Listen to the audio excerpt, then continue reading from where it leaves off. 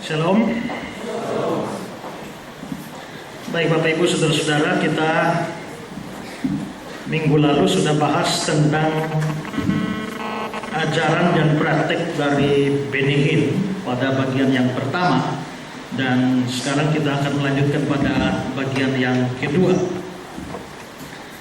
Pada bagian yang pertama kita sudah membahas 3 poin besar sudah kita bahas, yaitu yang pertama adalah kita mempelajari tentang siapakah Benny Hinn, di mana kita mencoba mengenal sedikit latar belakang dari Benny Hinn ini sejak dia masih di Israel, lalu pindah ke Kanada dan pindah ke Amerika, dan bagaimana dari Amerika dia menjadi seorang penginjil atau pendeta yang sangat populer ke seluruh dunia dengan jutaan pendengar di seluruh dunia.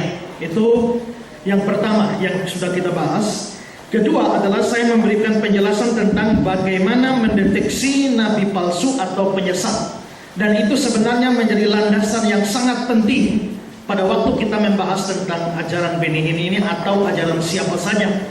Saya sudah jelaskan di sana bahwa sukar untuk membedakan antara nabi palsu dan nabi benar atau hamba Tuhan yang benar. Kenapa? Karena pertama, nabi palsu itu bisa menyamar, menjadi mirip sekali dengan orang Kristen asli atau hamba Tuhan yang asli. Kedua, mereka juga bisa melakukan mujizat-mujizat yang hebat, sedangkan ada hamba Tuhan yang benar yang tidak bisa melakukan mujizat satu pun. Itu menjadi sukar. Dan yang ketiga adalah bahwa mereka biasanya berpura-pura saleh. Biarpun hidup mereka jahat, kejahatan mereka bukanlah kejahatan yang mudah terlihat, ya, seperti membunuh, mencuri, memfitnah dan lain sebagainya. Tetapi Tuhan sendiri menganggap mereka sebagai jahat, ya. Dan karena itu maka kita tidak boleh menilai seseorang itu sesat atau tidak. Tidak boleh dilihat dari apakah dia mirip Kristen atau tidak. Tidak boleh dilihat dari apakah dia sanggup membuat mujizat atau tidak. Tidak boleh dilihat juga dari apakah hidupnya kelihatan saleh atau tidak. Yang harus disoroti adalah ajarannya.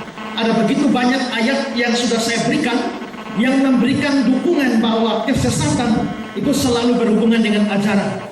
Dan karena itu maka ajaran harus menjadi sesuatu standar kita menilai apakah satu ajaran benar atau ajaran palsu. Seorang pemberita firman itu adalah seorang guru benar atau guru palsu, tergantung dari apa yang dia ajarkan. Dan tentu standarnya adalah Alkitab atau firman Allah. Nah, atas dasar itu maka kita pada poin yang ketiga minggu lalu kita sudah menyoroti beberapa ajaran dan praktek dari Benny Hinn.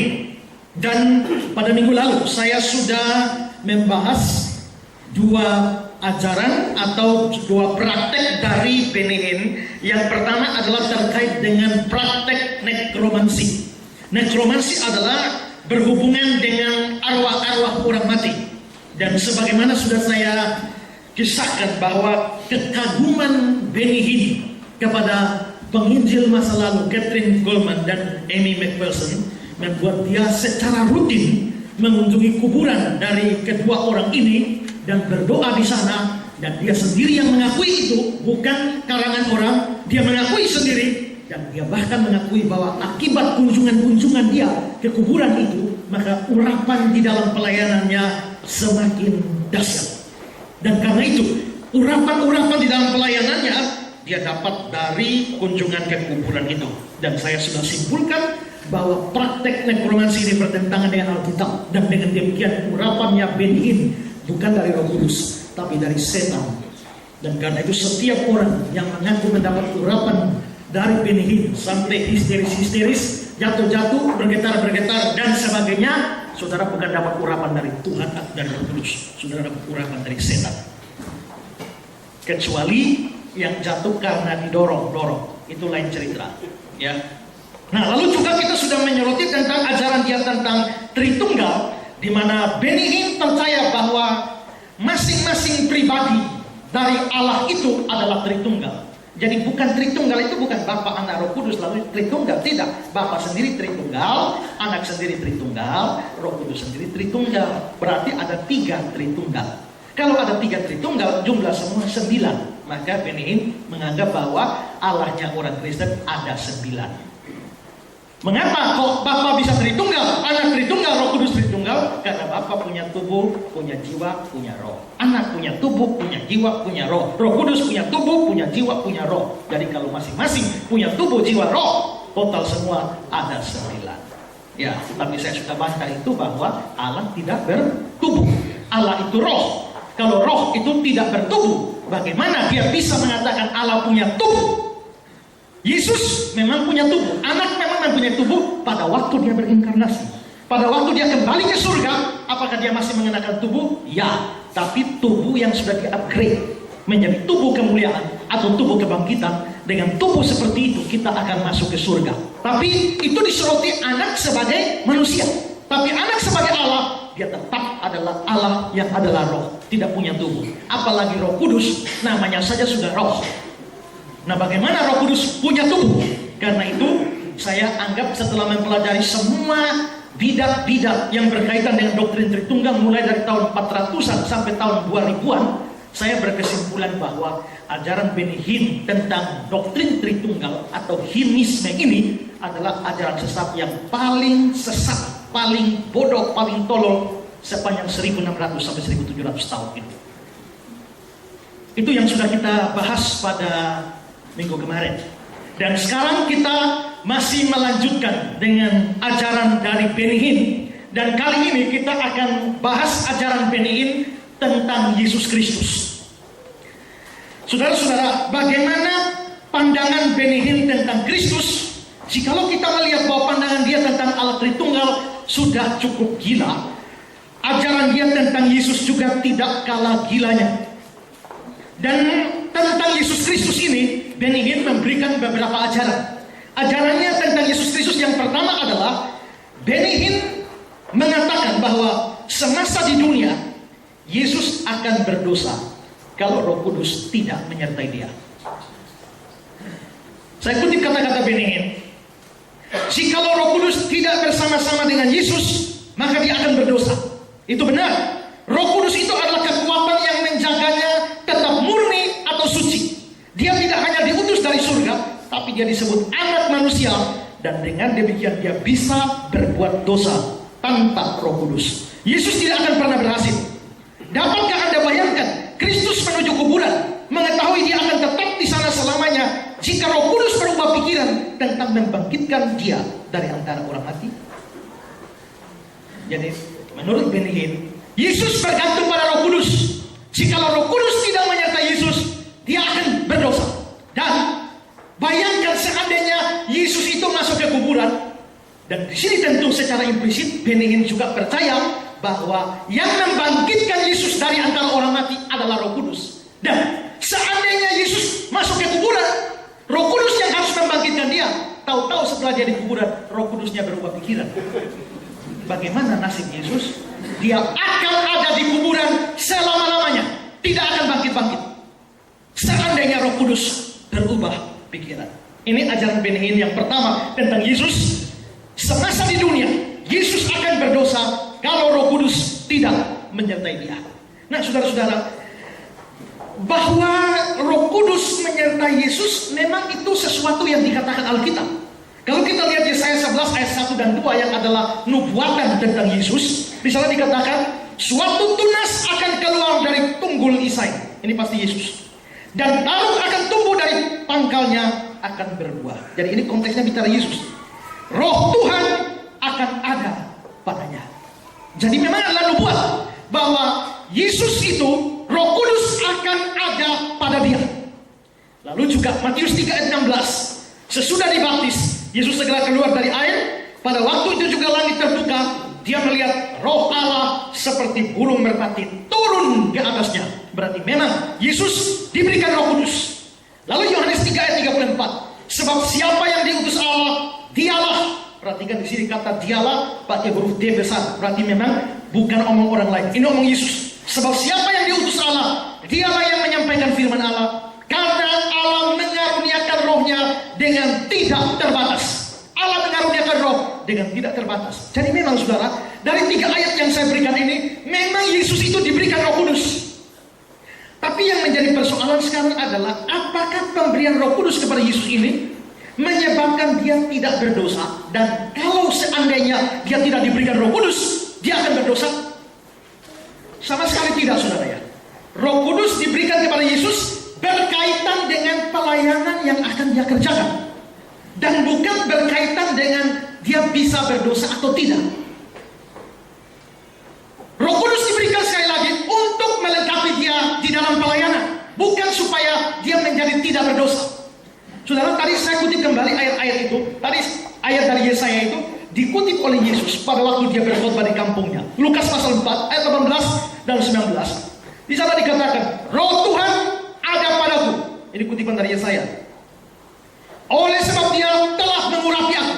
Jadi Yesus sendiri membaca ayat ini, dia mengatakan, Roh Tuhan ada padaku oleh sebab ia telah mengurapi aku. Tapi sekarang untuk apa? Supaya untuk tidak berdosa? Ya. Untuk menyampaikan kabar baik. Ayat 19. Untuk memberitakan pembebasan kepada orang tawanan dan penglihatan bagi orang buta. Untuk membebaskan orang-orang yang tertindas. Untuk memberitakan tahun rahmat Tuhan yang telah datang. Jadi Roh Tuhan itu diberikan pada Yesus untuk menyampaikan kabar baik, untuk memberitakan kebebasan, untuk memberitakan tentang tahun rahmat Tuhan yang akan datang, telah datang. Jadi saudara, terlihat di sini, hal-hal itu berkaitan dengan pelayanan, bukan membuat Yesusnya menjadi suci, tidak berdosa, tapi semata-mata pemberian Roh Kudus supaya dia bisa melayani dengan baik. Nah, Matius 3 ayat 16 yang sudah kita baca tadi, Roh Allah turun seperti burung merpati, turun ke atasnya. Kapan? Sesudah dia baptis. Sesudah dia dibaptis. Kenapa? Setelah dia dibaptis, baptis itu adalah tanda dia memulai pelayanan. Jadi setelah dia dibaptis, dibawa untuk dicobai 40 hari. Setelah itu, dia turun ke pelayanan. Jadi saudara-saudara, sebelum dia mulai pelayanan, dia minta dibaptis. Pada waktu peristiwa dibaptis, dia diberikan Roh Kudus. Berarti saudara, Roh Kudus diberikan, atau Roh Kudus yang turun ke atas Yesus setelah dia dibaptis, itu menyebabkan dia mempunyai kuasa di dalam pelayanan. Atau dengan kata lain, pemberian Roh Kudus berkaitan dengan pelayanan Yesus, bukan dengan supaya dia tidak berdosa. Lalu ayat tadi Yohanes 3 ayat 34, sebab siapa yang diutus Allah, dialah yang menyampaikan firman Allah, karena Allah mengaruniakan Rohnya dengan tidak terbatas. Allah mengaruniakan Rohnya dengan tidak terbatas. Untuk apa? Menyampaikan firman Allah. Lagi-lagi, di sini pemberian Roh Kudus berkaitan dengan pelayanan Yesus. Karena itu, di dalam Matius 12 ayat 28, Yesus berkata, tetapi jika aku mengusir setan dengan kuasa Roh Allah. Berarti dia mengusir setan, ini pelayanan. Dengan apa? Dengan kuasa Roh Allah. Jadi jelas saudara ya, Roh Kudus diberikan kepada Yesus untuk pelayanannya. Semata-mata untuk kepentingan pelayanannya. Dan ini tidak ada kaitan sama sekali dengan kesuciannya, di mana tanpa Roh Kudus Yesus akan jatuh dalam dosa. Satu-satunya kasus di mana Roh Kudus berkaitan dengan kesucian Yesus itu adalah ketika janin Yesus masih ada di dalam rahim Maria. Kenapa? Maria ini adalah keturunan orang berdosa, dan semua adalah keturunan dari Adam. Semua keturunan Adam otomatis jadi orang berdosa. Begitu Adam jatuh dalam dosa, dia mempunyai nature yang berdosa, maka semua keturunannya jadi berdosa. Kita semua ada di dalam Adam, kita semua turut berdosa bersama Adam, biarpun kita tidak ada di sana. Sekarang coba saudara, kalau seekor serigala punya anak, bisakah anak serigala itu bukan serigala? Anak serigala itu pasti serigala. Dia mau terima dia serigala atau tidak, dia tetap serigala. Serigala itu binatang buas bukan? Buas. Bisakah serigala mau kepengen berhenti? Mulai besok saya tidak mau jadi binatang buas. Bisa? Mulai besok gua tidak mau makan daging lagi, hanya tempe, tahu dan sayur-sayuran. Bisa? Tidak bisa. Namanya serigala binatang buas, dia pasti terus serigala dan binatang buas. Sekarang, kalau serigalanya itu adalah binatang buas, tapi dia tidak sedang memangsa, dia cuma tidur. Pada waktu serigala yang binatang buas itu tidur, dia tetap binatang buas atau tidak? Tetap binatang buas, entah menerkam atau tidak. Begitu juga kita orang berdosa. Kita berstatus orang berdosa pada saat kita melakukan dosa atau tidak. kita sudah berstatus orang berdosa. Maka semua manusia dari Adam itu sudah tergolong orang berdosa. Nah, Maria juga. Kalau Maria turunan dari Adam, Maria pasti berdosa. Sekarang Yesusnya keturunan dari Maria, tidak dari Yusuf karena lahir secara supranatural, tapi dari Maria. Nah sekarang kalau Maria orang berdosa, Yesus juga bisa kena dosa asal ini. Nah disinilah peranan Roh Kudus menjaga Yesus dari polusi dosa di dalam rahim Maria. Itulah sebabnya kita pengakuan iman kita, rasuli kita adalah dikandung dari Roh Kudus. Jadi Roh Kudus yang menyebabkan hadirnya janin Yesus di dalam tubuh Maria, tapi juga menjaga dia dari polusi dosa asal. Cuma itu kaitan kesucian Yesus dengan pekerjaan Roh Kudus. Tapi setelah itu saudara, Roh Kudus itu diberikan semata-mata untuk pelayanan Yesus dan bukan untuk menjadikan Yesus suci tanpa dosa. Ingat saudara ya, tanpa Roh Kudus Yesus itu adalah Allah. Tanpa Roh Kudus Yesus adalah Allah. Kalau kita Roh Kudus ada dalam diri kita, kita bisa tidak berdosa. Tanpa Roh Kudus kita tidak punya kekuatan, kita akan jatuh dalam dosa. Itu kita. Kenapa? Karena kita cuma manusia. Tapi Yesus itu ingat, dia memang manusia, tapi dia Allah juga. Karena dia Allah juga, tanpa Roh Kudus dia tetap Allah. Salah satu sifat dari Allah adalah Allah suci. Berarti Yesus pasti mempunyai sifat suci tanpa Roh Kudus. Nah, kalau Yesus punya sifat suci tanpa Roh Kudus, mungkinkah Yesus berdosa? Karena itu saudara ya, tentang Yesus dikatakan di dalam Yohanes 6 ayat 69, dan kami telah percaya dan tahu bahwa engkau adalah yang kudus dari Allah. Engkau disoroti tanpa Roh Kudus. Engkau adalah yang kudus dari Allah. Jadi Bapa tanpa Anak tanpa Roh Kudus itu kudus. Anak tanpa Bapa tanpa Roh Kudus itu kudus. Roh Kudus tanpa Bapa tanpa Anak juga adalah kudus. Kenapa? Karena ini tiga pribadi Allah dan sifat dari Allah adalah kudus atau suci. Maka Yesus tanpa Roh Kudus pasti tetap suci dan tetap tidak mungkin berbuat dosa. Karena itu saudara, adalah ajaran yang tidak beres kalau berkata bahwa tanpa Roh Kudus Yesus pasti jatuh dalam dosa atau berbuat dosa. Juga adalah ngawur saudara ya, mengatakan bahwa kalau Yesus pergi ke kuburan lalu Roh Kudus berubah pikiran, tidak mau membangkitkan dia, maka Yesus akan tinggal selama-lamanya di sana. Memang Alkitab mengatakan bahwa yang membangkitkan Yesus itu adalah Roh Kudus.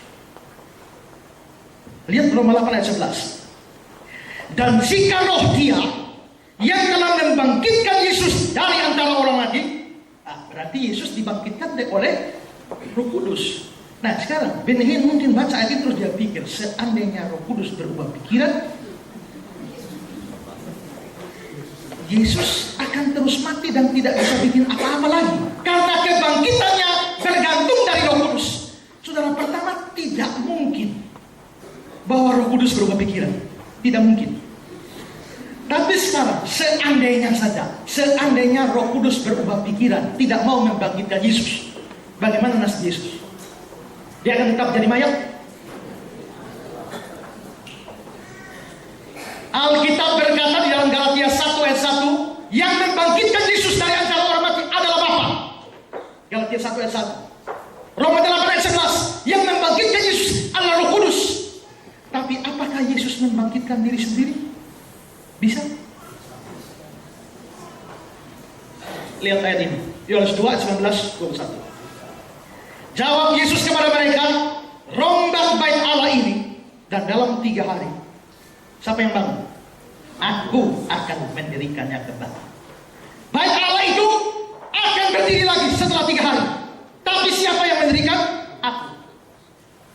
Lalu kata orang Yahudi kepadanya, 46 tahun orang mendirikan bait Allah ini dan engkau dapat membangun dalam 3 hari? Ayat 21. Tapi yang dimaksudkannya dengan bait Allah ialah tubuhnya sendiri. Berarti rombak bait Allah ini, bunuh aku, dalam 3 hari aku akan mendirikan kembali. Dalam 3 hari aku akan bangkit. Kalau bait Allahnya akan berdiri setelah 3 hari, siapa yang mendirikan kembali? Aku. Maka analogi itu dibawa ke pengertian di bawah. Artinya adalah bahwa bunuh aku, dalam 3 hari aku akan bangkit. Siapa yang membangkitkan? Aku. Berarti di sini Yesus membangkitkan diri sendiri. Lalu Yohanes 10:18. Tidak seorang pun mengambilnya. Konteksnya kalau dilihat, di sini menunjuk pada nyawa. Artinya tidak ada seorang pun mengambilnya daripadaku. Melainkan aku memberikan nyawa menurut kehendakku sendiri. Jadi waktu orang bunuh dia, itu bukan kecelakaan. Itu bukan musibah. Itu menyerahkan diri. Kalau dia tidak mau menyerahkan diri, tidak ada satu orang bisa salib dia. Bayangkan waktu mereka datang tangkap dia, ya, siapa yang kamu cari? Dia bilang, mereka bilang Yesus dari Nazaret. Dia bilang, akulah dia. Lalu Alkitab bilang, rebahlah mereka, prajurit-prajurit itu. Lalu ada penafsir berkata, dia hanya berkata 2 kata, akulah dia. Mereka roboh ke tanah. Kalau dia tambah kalimatnya, 1 kalimat jadi panjang, mereka bukan hanya ke tanah, tapi ke neraka. Jadi kalau dia tidak mau disalib, tidak akan ada bisa membunuh dia. Kalau ada bisa berhasil membunuh dia, itu seolah-olah karena dia menyerahkannya. Tidak seorang pun mengambilnya daripadaku, melainkan aku memberikan menurut kehendakku sendiri. Aku berkuasa memberikannya. Aku berkuasa memberikan nyawaku, dan berkuasa mengambilnya kembali. Berarti Yesus berkuasa menyerahkan nyawanya, ambil kembali nyawanya. Berarti dia membangkitkan diri sendiri. Jadi menurut Galatia 1 ayat 1, yang membangkitkan Yesus adalah Bapa. Menurut Roma 8 ayat 11, yang membangkitkan Yesus adalah Roh Kudus. Menurut 2 ayat yang sudah saya kasih, yang membangkitkan Yesus adalah dirinya sendiri. Berarti kita berkesimpulan bahwa pekerjaan kebangkitan Yesus itu adalah pekerjaan Allah Tritunggal bersama-sama. Sekarang ikut gilanya Benny Hinn. Bagaimana seandainya Roh Kudus berubah pikiran? Gampang sekali jawab ikut kebodohannya. Kan masih ada Bapa, kan masih ada Yesus sendiri. Kenapa tidak bisa? Kalau Roh Kudus berubah pikiran, kalau Roh Kudus berubah pikiran tidak mau bangkitkan dia, Bapa saja bangkitkan, Yesus bangkit nanti sampai di surga baru kita berkurus. Tapi itu mustahil. Kenapa? Karena mereka 3 pribadi ini satu kesatuan. Kalau mereka satu kesatuan, maka tidak mungkin ada perbedaan pikiran antara Bapa, Anak, dan Roh Kudus. Bapa maunya begini, tapi Anak bilang saya tidak setuju. Roh Kudus berkata, kalau saya abstain saja. Tidak bisa. Apa yang diinginkan oleh Bapa pasti diinginkan oleh Anak, pasti diinginkan oleh Roh Kudus. Karena itu pada waktu penciptaan manusia, baiklah kita menjadikan manusia gambaran rupa kita. Pada waktu menghancurkan menara Babel, baiklah kita turun. Jadi saudara-saudara, tidak mungkin Roh Kudus berubah pikiran dan menjadi berbeda pikiran dengan Bapa dan Anak. Jadi saudara, dari sini kita harus berkata, tanpa Roh Kudus pun Yesus tetap bisa bangkit dengan kuasa sendiri. Tapi itu sesuatu yang mustahil. Jadi adalah omong kosong ketika Benny Hinn mengatakan bahwa seandainya Roh Kudus berubah pikiran, Yesus tidak jadi bangkit dari kuburan. Seandainya tanpa Roh Kudus, maka Yesus adalah menjadi berdosa. Itu ajaran yang salah. Sekarang kedua saudara, ajaran Benny Hinn kedua tentang Yesus adalah, Benny Hinn mengatakan bahwa sewaktu menebus dosa manusia, Yesus mempunyai sifat setan. Saya kasih kutipannya. Sebelum dia mati di atas kayu salib, sesuatu terjadi kepadanya. Dia mati secara rohani. Yesus Kristus mengerti bahwa kematian rohani adalah persatuan dengan sifat setan. Apa itu kematian rohani? Keterpisahan dari Allah. Jadi, waktu Yesus mati secara rohani, dia terpisah dengan Allah, tapi bersatu dengan setan. Di dalam sifatnya, atau dengan kata lain, Yesus punya sifat setan. Kalimatnya dari sumber yang lain. Saudara-saudara, ular adalah simbol dari setan. Yesus Kristus tahu bahwa satu-satunya jalan baginya untuk menghentikan setan adalah dengan menjadi satu dengan setan dalam sifatnya. Anda mungkin berkata, apa yang kau katakan? Apakah ini penghujatan? Tidak, dengarlah ini. Dia tidak mengambil dosaku, dia menjadi dosaku. Dosa adalah sifat atau kodrat neraka. Dosalah yang menjadikan setan. Yesus berkata, aku akan menjadi dosa. Aku akan pergi ke tempat terendah, maksudnya neraka. Aku akan pergi ke sumber dosa itu. Aku tidak sekedar mengambil bagian di dalamnya, tetapi aku akan secara total menjadi dosa. Ketika Yesus menjadi dosa, dia mengangkat semuanya dari A sampai Z dan berkata, tidak ada lagi. Pikirkan hal ini. Dia menjadi daging sehingga daging mungkin menjadi serupa dengannya. Dia mati supaya manusia dapat hidup.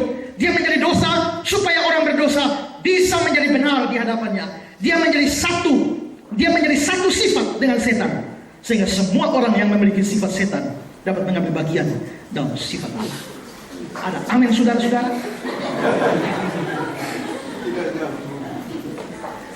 Tambahan satu kutipan. Saya lagi-lagi beritahu ya, kalau saya kasih sumbernya TBN di bawah itu adalah dari siaran televisinya Benny Hinn. Itu singkatan dari Trinity Broadcast Network. Itu salah satu TV yang menyiarkan semua khotbah-khotbah dan ajarannya Benny Hinn. Lalu ada sumber lain dari TBN. Yesus yang adalah kebenaran melalui mulutnya berkata, satu-satunya cara aku dapat menghentikan dosa adalah melalui aku menjadi dosa itu. Aku tidak bisa menghentikannya melalui hanya membiarkannya menyentuh aku. Aku harus menjadi satu dengannya. Dengar ini, dia yang adalah Allah menjadi setan ketika dia menjadi dosa. Saudara jangan protes ya. Pak Ezra ini ambil kata-kata Benny Hinn dari tahun 1990. Ini kan pada 20 tahun yang lalu. Siapa tahu sudah bertobat ya. Saudara, biarpun ini dari tahun 1990, tapi Benny Hinn mengaku semua ajaran ini dia dapat dari pewahyuan Roh Kudus. Jadi mau 20 tahun yang lalu, 50 tahun yang lalu, kalau dari Roh Kudus, ya itu mesti dianggap benar. Kedua, apakah Benny Hinn memang sudah berubah pikiran? Saya baca beberapa sumber mengatakan ketua sinode dia, karena dia pernah bergabung dengan GSDA kalau tidak salah. Lalu setelah itu dia keluar dari sana karena Roh Tuhan menyuruh dia keluar dari GSDA. Nah, pemimpin GSDA di sana yang namanya Jack Hayford itu sudah berusaha panggil dia dan jelaskan, dan akhirnya dia mengakui bahwa ajaran-ajarannya salah. Nah, setelah dia mengakui ajaran-ajarannya salah, tapi setelah itu di belakangnya Jack Hayford, dia lalu menyerang orang-orang yang mengkritik dia, dan dia berkata bahwa Roh Kudus bisa memberikan dia semacam senjata untuk tembak mati semua orang yang kritik ajarannya. Dan setelah itu dia melanjutkan lagi ajarannya. Jadi dengan kata lain saudara, dia hanya pura-pura bertobat di hadapan Jack Hayford. Tapi ajarannya 20-an tahun yang lalu tetap dia pegang sampai dengan hari ini. Tidak ada data apapun. Bahkan semua buku, semua CD dia yang bahas ini tidak ada satupun ditarik kembali. Jadi jangan kata lain, biarpun dari tahun 90-an tetap ini adalah ajaran yang dia pegang. Jadi Yesus itu mempunyai sifat setan, atau dia Allah menjadi sama dengan setan pada waktu menebus dosa manusia ketika dia mengalami kematian rohani menjadi dosa. Saudara-saudara, ajaran Benny Hinn ini cocok dengan ajaran salah satu orang lain yang juga tidak kalah sesat, tapi bukunya terlalu banyak. Saudara pergi ke toko-toko buku, di toko-toko juga bukunya banyak. Orang itu namanya Kenneth Hagin. Dan Kenneth Hagin ini tidak kalah gila dari Benny Hinn. Sebelum Benny Hinn mengeluarkan ajaran seperti itu, Kenneth Hagin sudah lebih dulu. Kenneth Hagin di dalam bukunya The Name of Jesus, halaman 31, mengatakan kalimat demikian. Yesus mengalami kematian rohani untuk semua manusia, dan rohnya pergi ke neraka. Kematian rohani berarti sesuatu yang lebih daripada sekadar pemisahan dari Allah. Kematian rohani juga berarti memiliki sifat setan. Jadi saudara, sekalipun Benny Hinn mengatakan hal ini bukan penghujatan kepada Kristus, menurut saya ini sebuah penghujatan yang sangat besar kepada Kristus dari seorang nabi palsu yang kurang ajar. Bagian Alkitab yang mana yang mengatakan bahwa Yesus mempunyai sifat setan atau menjadi setan sewaktu dia menebus dosa manusia di kayu salib? Mereka menyinggung-nyinggung kata-kata menjadi dosa, menjadi dosa, menjadi dosa. Ayat dari mana? Dari 2 Korintus 5 ayat 21. Di sana dikatakan, dia yang tidak mengenal dosa dibuatnya menjadi dosa karena kita, supaya di dalam dia kita dibenarkan oleh Allah. Nah, ada kata-kata Yesus dibuat menjadi dosa. Nah, Yesus dibuat menjadi dosa ini, mereka lalu tafsirkan lebih jauh kalimat ini, frase ini, lalu akhirnya mengatakan bahwa jika Yesus dibuat menjadi dosa, dosa ini asal usulnya dari setan, dari neraka, maka Yesusnya pergi ke neraka lalu bersatu dengan setan. Ya. Tapi saudara, apakah memang artinya begitu? Apakah artinya Yesus menjadi dosa artinya dia menjadi satu sifat dengan setan atau menjadi setan? Saudara, Saya kasih ayat ini dalam terjemahan bahasa Indonesia sehari-hari yang lebih mudah dimengerti. Ayat itu berkata, Kristus tidak berdosa, tapi Allah membuat dia menanggung dosa kita, supaya kita berbaik kembali dengan Allah karena bersatu dengan Kristus. Jadi apa maksudnya? Dia dibuat menjadi dosa. Dia dibuat menjadi dosa bukan dia pergi ke neraka lalu bersatu mengambil sifat setan atau menjadi setan. Tidak. Dia dibuat menjadi dosa, artinya Allah membuat dia menanggung dosa kita. Kita mestinya dihukum karena dosa-dosa kita, tapi kita tidak jadi dihukum. Hukumannya diberikan pada Yesus. Untuk jelasnya, saya mengutip seorang penafsir di dalam komentarnya tentang ayat 2 Korintus 5:21 ini. Charles Watts mengatakan, Sang Rasul berkata, Kristus dibuat dosa untuk kita. Huperhomon dalam bahasa Yunaninya, yaitu di tempat kita atau sebagai pengganti kita. Karena gagasan penggantian terlibat dari sifat dasar dari transaksi ini. Korban adalah pengganti untuk si pelanggar. Korban itu diletakkan di tempatnya. Demikianlah Kristus adalah substitut atau pengganti kita, atau diletakkan di tempat kita. Ini lebih terlihat lagi dari anak kalimat selanjutnya yang mengajarkan rancangan dari penggantian ini. Dia dibuat menjadi dosa supaya kita bisa dibuat menjadi benar. Dia dihukum supaya kita bisa dibenarkan. Jadi dari kata Yunaninya huperhomon ini artinya bahwa Kristus mengambil tempat kita. Misalnya saya akan dihukum cambuk misalnya, diikat di sini, lalu harus dihukum di sini. Tapi sekarang sayanya bergeser, Kristusnya yang ada di tempat hukuman itu. Dan karena itu, maka yang menerima hukuman adalah dia. Ini yang dimaksudkan dengan dia dibuat menjadi dosa. Cuma itu artinya. Karena itu adalah ngawur untuk mulai mengartikan semua ini berkaitan dengan Yesus itu mempunyai sifat setan dan lain sebagainya. Jadi itu adalah ajaran yang salah. Setan akan dapat bagiannya pada akhir zaman nanti, di mana dia akan dilemparkan ke dalam neraka. Nah, saudara-saudara, jadi di atas kayu salib itu Yesus sama sekali tidak menjadi setan atau tidak memiliki sifat setan atau bersatu dengan setan dalam sifatnya. Jadi ajaran Benny Hinn ini menurut saya adalah ajaran setan, atau dia adalah setannya yang menghujat Kristus dan bahkan menjadikan Kristus menjadi satu dengan setan. Ini ajaran dia kedua tentang Yesus. Sekarang ajaran dia yang ketiga tentang Yesus. Benny Hinn mengajarkan bahwa Yesus mengalami kelahiran kembali atau lahir baru di neraka. Ya. Pemikiran semacam ini itu berkaitan dengan bagian kedua tadi, di mana Yesus punya sifat setan pada waktu dia menebus dosa kita. Benny Hinn juga percaya pada waktu Yesus itu terpisah dari Allah, waktu dia berkata Eli Eli lama sabachthani, Yesusnya turun ke neraka, dan di dalam neraka itu Yesus mengalami kelahiran kembali. Ya. Sebenarnya doktrin semacam ini sudah dipegang dan diajarkan oleh penginjil-penginjil Word of Faith. Penginjil-penginjil Word of Faith ini adalah penginjil-penginjil yang percaya bahwa di dalam kata-kata ada kuasa. Katakan sesuatu, kamu pasti berhasil. Itu penginjil-penginjil Word of Faith. Mereka yang mengajarkan kalau jalan-jalan lihat ada mobil mewah di jalan, tumpang tangan dan katakan, mobil ini akan menjadi mobilku. Maka kata-katamu akan punya kuasa. Maka Tuhan akan bekerja mengikuti kata-katamu, dan kamu akan dapat mobil itu. Lah kenapa tidak diteruskan saja? Jangan istri orang, istri ini akan jadi istriku, akan jadi suamiku. Jadi gila semua. Nah itu adalah penginjil-penginjil Word of Faith. Joyce Meyer, Frederick Prince, Kenneth Hagin, Kenneth Copeland adalah orang-orang dalam kelompok ini. Dan ini nama-nama besar di dalam aliran karismatik. Nah, saudara-saudara, ajaran Benny Hinn ini sebelumnya itu sudah diajarkan oleh penginjil-penginjil Word of Faith ini, termasuk Joyce Meyer. Tapi yang paling kentara, paling keras adalah Kenneth Copeland dan Kenneth Hagin. Saya kutip kata-kata Kenneth Copeland. Yesus taat kepada setan dan menjelma dalam hakikat setan. Dia memperkenankan setan menyeretnya ke neraka, seperti halnya yang harus dialami oleh orang yang paling berdosa. Dia mati dan menyerah ke dalam kontrol iblis. Selama 3 hari dia berada di neraka, semua dosa yang ada di dunia. Jadi Yesus disalib, diseret oleh setan. Di atas salib dia kalah oleh setan, diseret oleh setan ke neraka. Itu kata-kata dari Kenneth Copeland.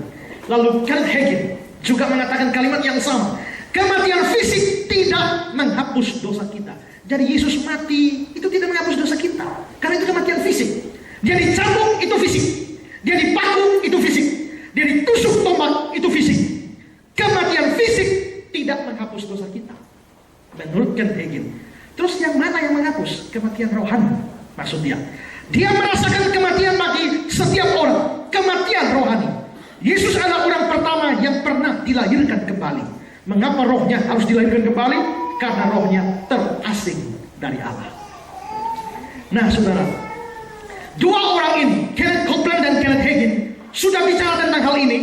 Dan saudara, banyak orang protes tentang ajaran mereka. Tapi saudara, Benny Hinn juga mengajarkan hal yang sama. Dan dia mengakui itu adalah wahyu langsung dari Allah. Coba kita dengarkan video dari kata-kata Benny Hinn ini. Saya tunjukkan video ini dalam bahasa Inggris. Saudara mengerti atau tidak mengerti, urusan lain. Yang penting adalah itu sebagai bukti bahwa memang dia omong itu. In other words, separation from God. He's in the underworld now. God is in there. The Holy Ghost is in there. And the Bible says he was begotten. You know what the word begotten means? It means reborn. Do you want another shocker? Have you been begotten? So was he. Don't let anyone deceive you. Jesus was reborn. You say, what are you talking about? Sir, please hear me. Did the Father leave him? Come on, did the Father leave him? That's death. Did the Holy Ghost leave him? That's death. Did the Holy Ghost come back on resurrection morning? That's rebirth.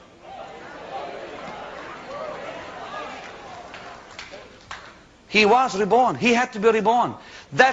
Have you ever read the words begotten from the dead?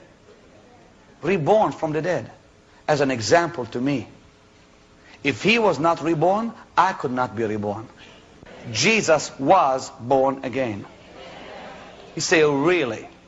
Let me prove it to you. He was dead spiritually. He died spiritually.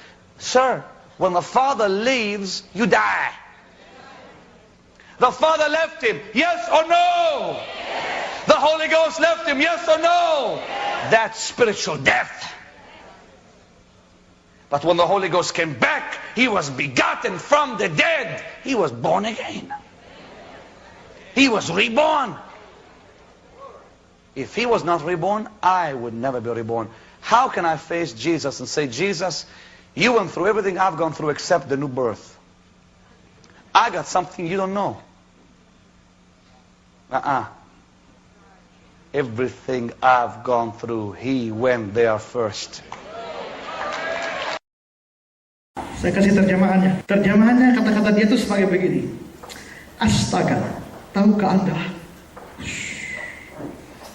Kelihatan capek. Roh Kudus baru saja menyatakan beberapa hal kepada saya. Saya mulai pusing. Saya memberitahu padamu kebenaran. Terasa berat bagiku saat ini. Dia atau Yesus ada di bagian dunia paling bawah atau neraka sekarang ini. Allah tidak ada di sana. Roh Kudus tidak ada di sana. Dan Alkitab berkata bahwa dia diperanakan. Apakah Anda tahu arti diperanakan? Itu berarti dia dilahirkan kembali. Apakah engkau mau mendengar hal itu? Hal lain yang mengejutkan? Apakah engkau telah dilahirkan? Begitu juga dia. Jangan biarkan orang lain menipumu. Yesus telah dilahirkan kembali. Engkau berkata, apa yang kamu katakan? Dia telah dilahirkan kembali. Dia harus dilahirkan kembali. Jika dia tidak dilahirkan kembali, saya tidak bisa dilahirkan kembali. Yesus lahir lagi. Bagaimana bisa saya bertemu Yesus dan berkata, Yesus, engkau telah mengalami segala hal yang aku alami, kecuali dalam hal kelahiran baru? Jadi, menurut Benny Hinn, Kenneth Hagin, Kenneth Copeland, Yesus turun ke neraka, selama di neraka, takluk kepada setan, menjadi sifat satu dengan setan dalam sifatnya, dan setelah itu dia dilahirkan kembali di dalam neraka itu. Saudara-saudara, pertama-tama saya mau menanggapi saudara ya, apakah memang Yesus pernah pergi ke neraka? Ini jelas tidak bicara tubuh. Kenapa? Karena pada waktu Yesus mati, tubuhnya ada di kuburan selama 3 hari. Jadi ini pasti bicara jiwa atau rohnya Yesus. Apakah jiwa atau rohnya Yesus itu pernah pergi ke neraka? Saudara, pada waktu Yesus mau mati, dia mengucapkan kalimat di dalam Lukas 23 ayat 46. Lalu Yesus berseru dengan suara nyaring, "Ya Bapa, ke dalam tanganmu kuserahkan nyawaku." Kata nyawa di sini dari bahasa Yunani pneuma. Jadi harusnya berbunyi, "Ya Bapa, ke dalam tanganmu kuserahkan rohku." Jadi saudara, dari ayat ini jelas bahwa pada waktu Yesus mati, rohnya atau jiwanya kembali kepada Bapa di surga, tubuhnya di kuburan. Yang pergi ke neraka, yang mana? Juga sebelum itu Yesus berkata kepada penjahat yang bertobat di samping dia. Kata Yesus kepadanya, "Aku berkata kepadamu, sesungguhnya hari ini juga." Hari kapan? Hari Jumat Agung itu, waktu mereka mati. "Hari ini juga engkau akan bersama-sama dengan aku di dalam Firdaus." Banyak orang mengartikan Firdaus macam-macam. Saya artikan ini surga. Nah, jadi jelas bahwa penjahat ini bersama-sama dengan Yesus. Kalau Yesusnya pergi ke neraka dan penjahatnya mesti sama-sama Yesus, penjahatnya di mana? Di neraka? Oh tidak, penjahat ini tidak ke neraka. Dia pergi ke surga. Dan kalau dia pergi ke surga, Yesus bilang, "Engkau bersama-sama aku." Berarti Yesusnya mesti di surga. Jadi saudara, jikalau tubuhnya Yesus ada di dalam kuburan selama 3 hari, jiwa atau rohnya berada di surga bersama-sama dengan penjahat itu di tangan Bapa, yang mana yang pergi ke neraka? Kan Yesus kan maha ada. Dia bisa ada di surga, bisa ada di neraka. Persoalannya yang dibicarakan sekarang adalah jiwa atau roh Yesus sebagai manusia. Dan dia itu jiwa atau roh Yesus sebagai manusia tidak maha ada. Karena itu kalau dia ada di surga, dia tidak ada di neraka. Tubuhnya di kuburan, jiwa rohnya di tangan Bapa di surga bersama penjahat itu, yang pergi ke neraka tidak ada. Selain itu, mereka tadi seperti kata-kata Kenneth Copeland, Yesus diseret oleh setan menanggung hukuman di sana. Hukuman yang mana? Persoalannya di atas kayu salib, setelah menanggung semua penderitaan disalibkan, Yesus berteriak, "Sudah selesai." Berarti semua hukuman dosa sudah selesai dia tanggung. Kalau semua hukuman dosa sudah selesai, ngapain ke neraka? Menanggung dosa siapa lagi di neraka?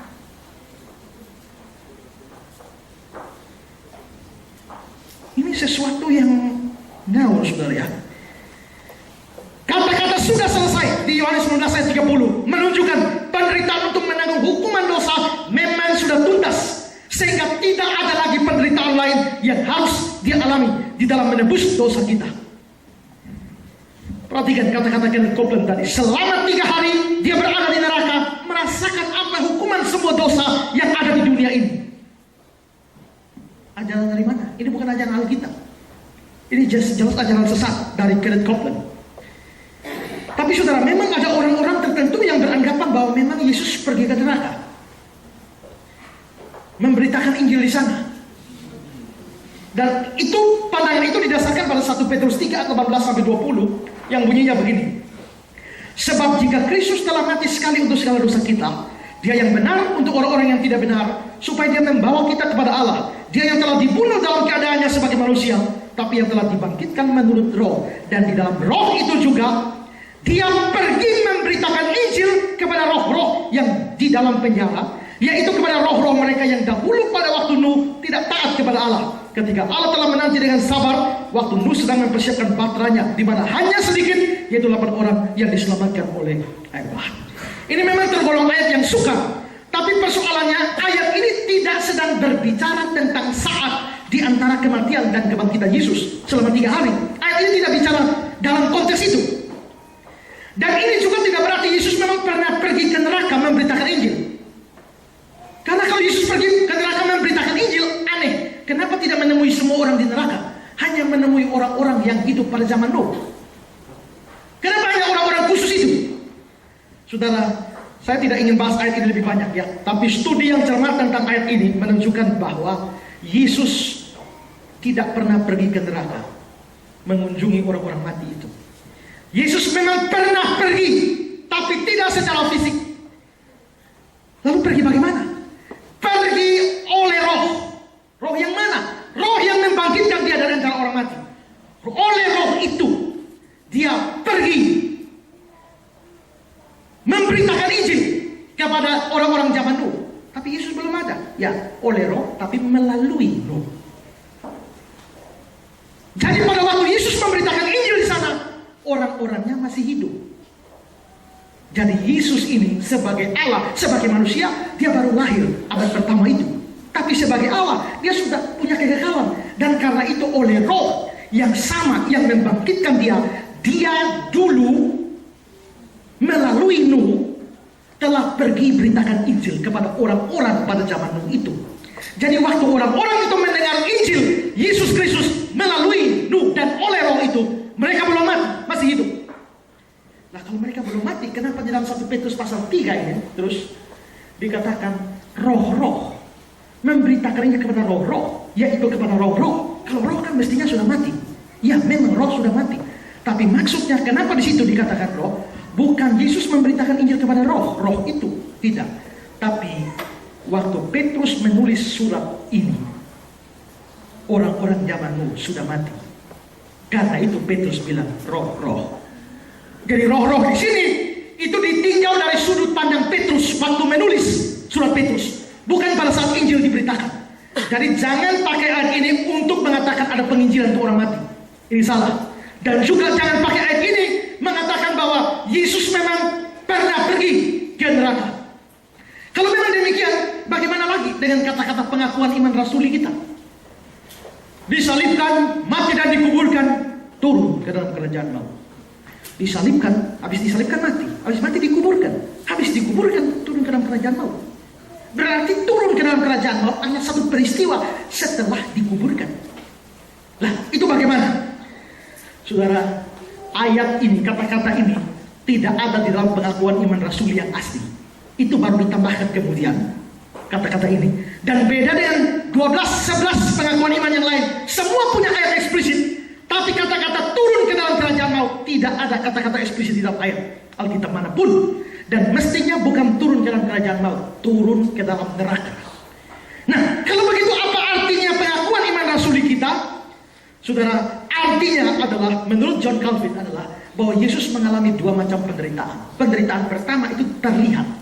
Maka dia susun yang terlihat lebih dulu, disalibkan, mati, dan dikuburkan. Itu terlihat. Tapi penderitaan yang berikut adalah penderitaan yang tidak terlihat. Nah, penderitaan yang tidak terlihat ini yaitu turun ke dalam kerajaan maut. Nah, kapan Yesus turun ke dalam kerajaan maut atau turun ke dalam neraka? Yesus tidak turun ke neraka, tapi dia mengalami kematian rohani pada waktu dia terpisah dari Allah. Eli, Eli lama sabatani. Yesusnya terpisah dari Allah. Ya Allahku, mengapa engkau meninggalkan aku? Jadi saudara, Yesus tidak pergi ke neraka, tapi dia mengalami keterpisahan. Tapi kalau dia terpisah dari Allah, mengapa disebut turun ke neraka? Karena di neraka itu pada hakikatnya orang terpisah dari Allah. Lihat 2 Tesalonika 1 ayat 9. Mereka ini akan menjalani hukuman kebinasaan selama-lamanya. Ini di neraka. Dijauhkan dari hadirat Tuhan dan dari kemuliaannya. Berarti orang kalau masuk neraka terpisah dari Allah. Terjemahan bahasa Indonesia sehari-hari. Orang-orang itu akan menerima hukuman kebinasaan selama-lamanya. Dibuang keluar dari lingkungan Tuhan dan dari kuasanya yang agung. Sedangkan di dalam Contemporary English Version diterjemahkan separate from the presence of the Lord. Dipisahkan dari hadirat Tuhan. Jadi orang kalau masuk neraka dipisah dari hadirat Tuhan. Yesus waktu di atas kayu salib mengalami perpisahan dengan Allah. Kalau begitu hukuman neraka sudah ditanggung Yesus di atas kayu salib. Jadi Yesus memang menanggung hukuman neraka, bukan dengan cara turun ke neraka. Dia menanggung hukuman neraka dengan memikulnya di kayu salib. Kalau orang masuk neraka, dia terpisah dengan Allah selama-lamanya. Tapi Yesus menanggung hukuman yang selama-lamanya itu di atas kayu salib hanya dengan beberapa jam. Mengapa? Karena biarpun di sana selama-lamanya, dia adalah Allah juga yang mampu menanggung hukuman yang selama-lamanya bagi manusia hanya dengan beberapa jam di atas kayu salib. Sehingga hukuman neraka itu ditanggung dia, bukan dengan turun ke neraka, tapi ditanggung di atas kayu salib. Jadi Yesus sama sekali tidak pergi ke neraka pada waktu dia disalib. Camkan ini, sekali lagi, Yesus tidak pernah pergi ke neraka saat disalib atau saat di antara kematiannya dan kebangkitannya. Dan karena itu kata-kata ajaran dari Benny Hinn dan semua penginjil Word of Faith ini yang sudah saya beritakan tadi, itu adalah salah. Kalau tentang hal ini mungkin tidak terlalu jadi persoalan fatal ya. Tapi yang menjadi luar biasa sesat adalah kata-kata bahwa di sana Yesus lahir baru atau mengalami kelahiran kembali.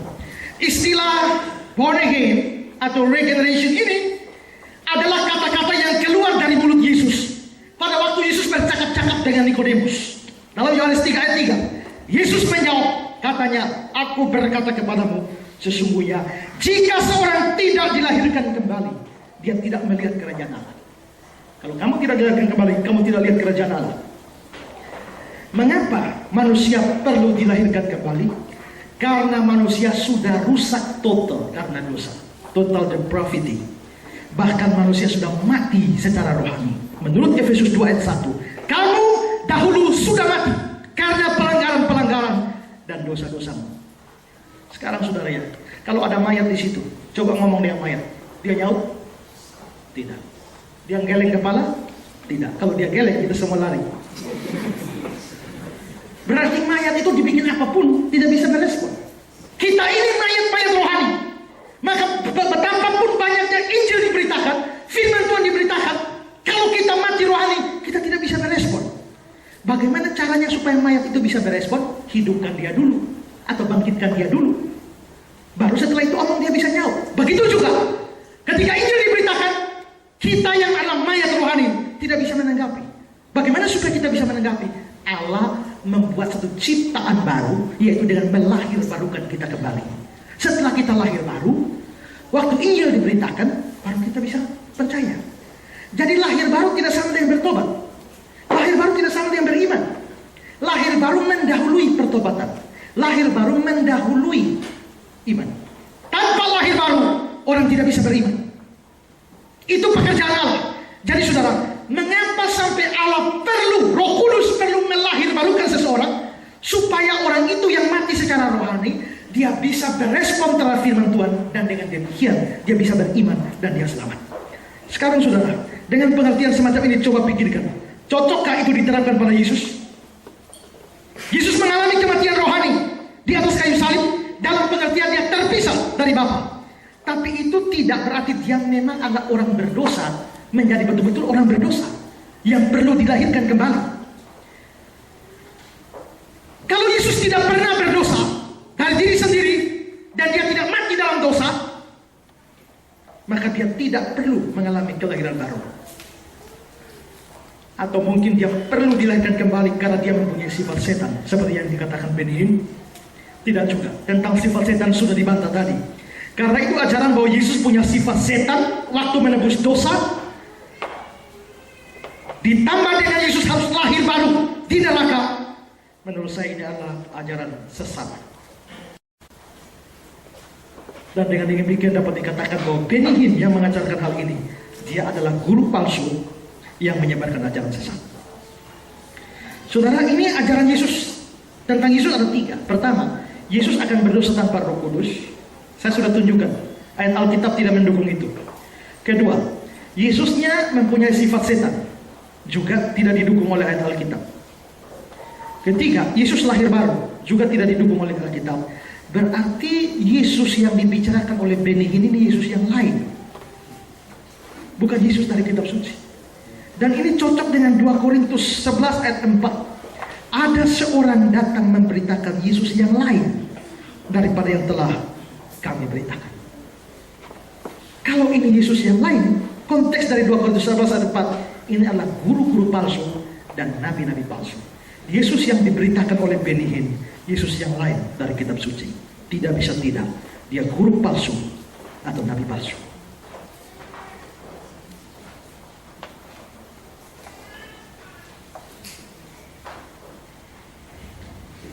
Ada amin? Pak Isra jangan menghakimi dong.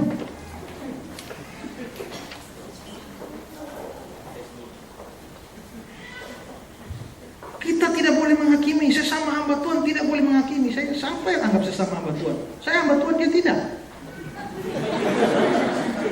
Banyak orang protes begitu, jangan menghakimi. Ya, tapi di ayat yang lain dikatakan, hakimilah dengan adil. Artinya kalau dia tafsirkan bersama-sama, jangan kamu menghakimi kalau tidak adil. Tapi kalau kamu adil, hakimi. Apa artinya hakimi secara adil? Mempelajari sungguh-sungguh apa yang orang itu ajarkan, dibandingkan dengan kitab suci. Jadi kita bukan hanya asal omong orang sesat tanpa dasar. Kalau omong orang sesat tanpa dasar itu namanya menghakimi. Saya juga dibilang sesat oleh banyak orang. Tapi saya selalu tanya, ayo buktikan saya sesat di mana, kasih tunjuk. Pokoknya sesat. Pokoknya sesat bagaimana? Pokoknya sesat. Nah, itu namanya menghakimi. Tapi saya tidak asal omong benhin sesat. Pokoknya dia sesat, pokoknya dia sesat. Saya selalu bahas ajarannya.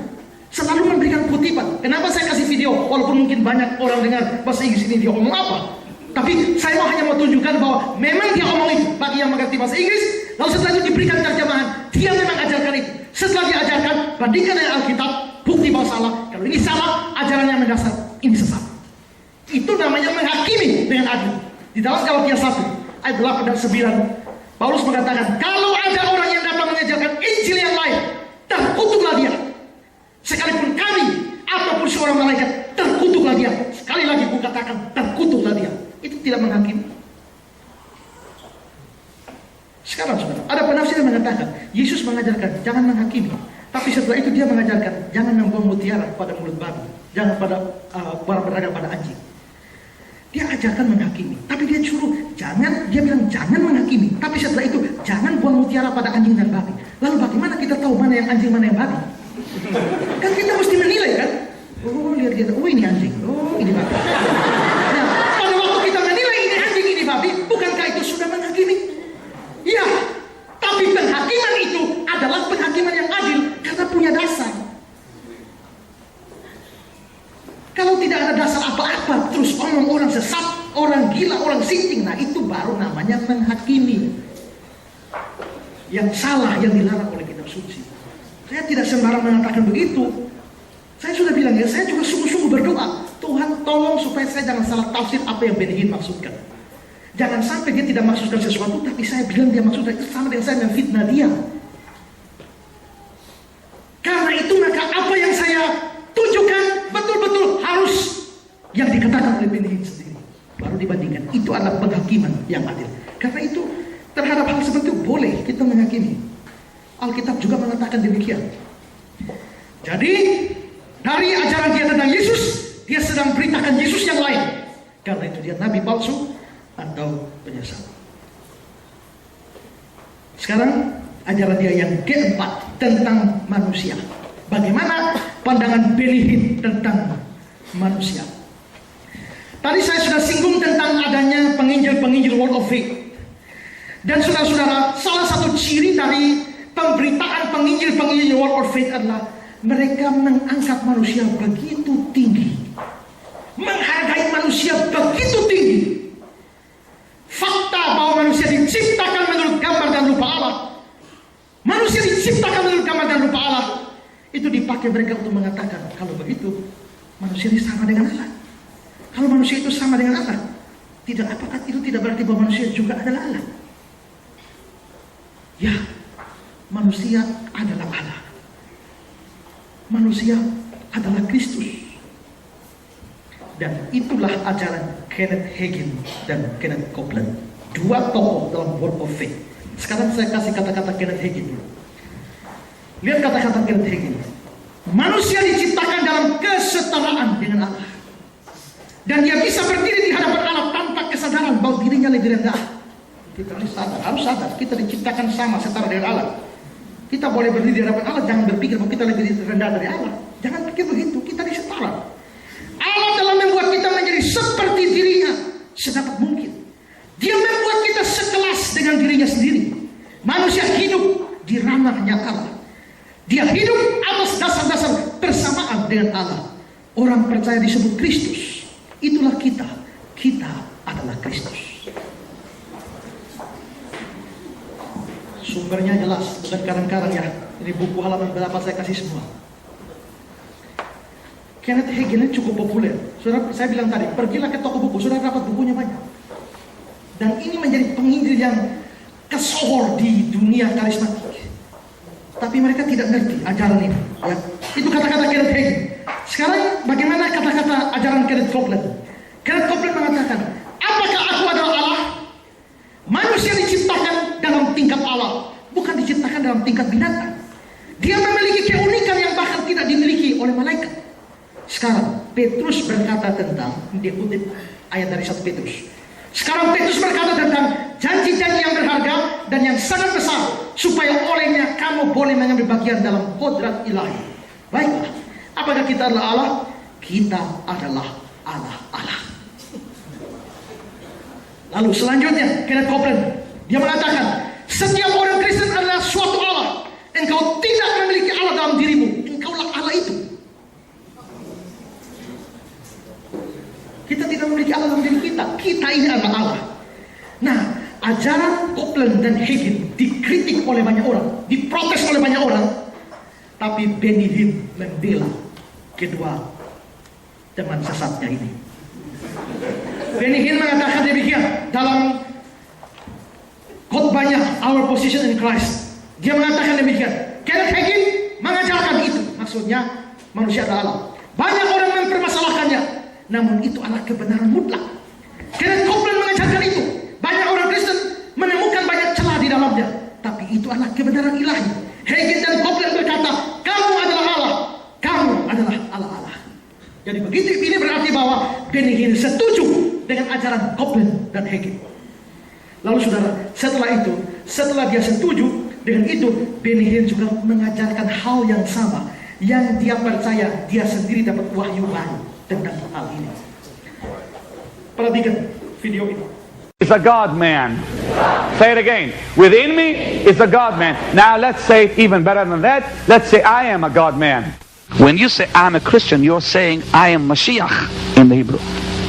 I'm a little Messiah walking on earth, in other words. The new creation is just like God. May I say it like this? You are a little God on earth running around. You are a little God on earth running around. Him right here has nothing to do with flesh and blood. He's a part of God. He's a little God walking in a little body, saying in Jesus' name. God came from heaven, became a man, made man into little gods, went back to heaven as a man. He faces the Father as a man. I face devils as the Son of God. Jesus said, go in my name, go in my stead. Don't say I have, say I am, I am, I am, I am, I am. Say after me, within me is a God-man. Say it again. Within me is a God-man. Now let's say it even better than that. Let's say I am a God.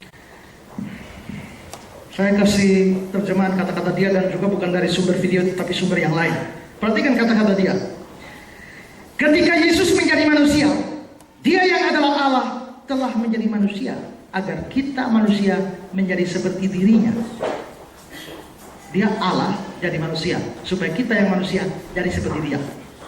Terus dari sumber yang lain dia mengatakan Allah datang dari surga menjadi manusia, membuat manusia menjadi Allah kecil. The little gods. Terus ini kata-kata dia yang tadi di dalam video. Di dalam diriku ada seorang Allah manusia. Manusia roh di dalam diriku adalah seorang Allah manusia.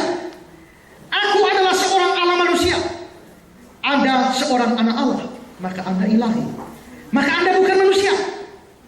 Ketika Anda mengatakan aku seorang Kristen, Anda mengatakan aku adalah Mesias dalam bahasa Ibrani.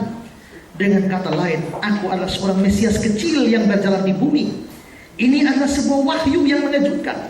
Engkau adalah Allah kecil yang sedang berlarian di bumi. Anda tahu siapa namamu? Yehova. Jadi aku adalah Beni Yehova. Walaupun kita bukanlah Allah yang Maha Kuasa, kita bersifat ilahi. Terus, ketika aku berdiri di dalam Kristus, aku menjadi satu dengan Dia, satu kesatuan dengan Dia, satu roh dengan Dia.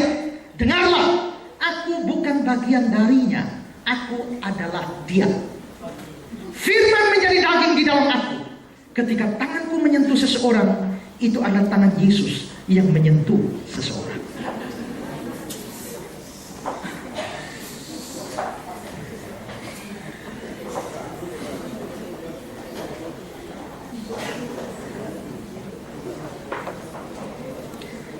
Saudara, bagaimana kita menanggapi ini ya?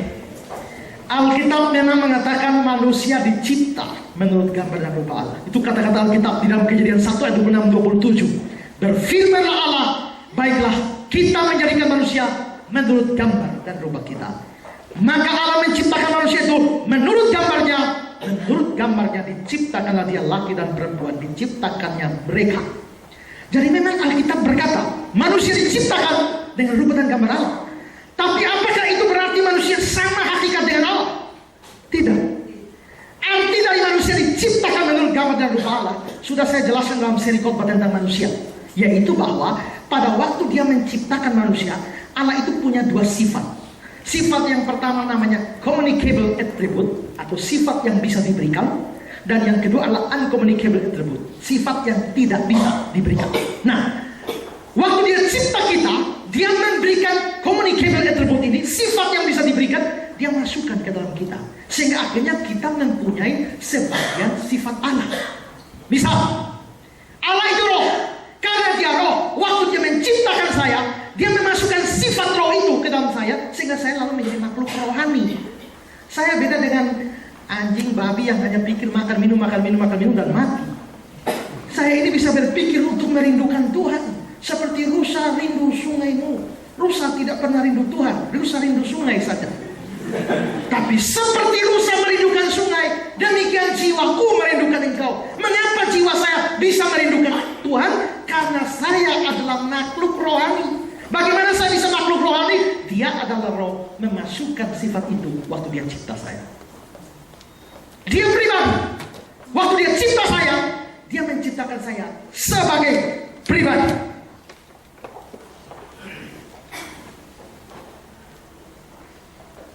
Dia itu adalah, dalam tanda petik, makhluk bermoral.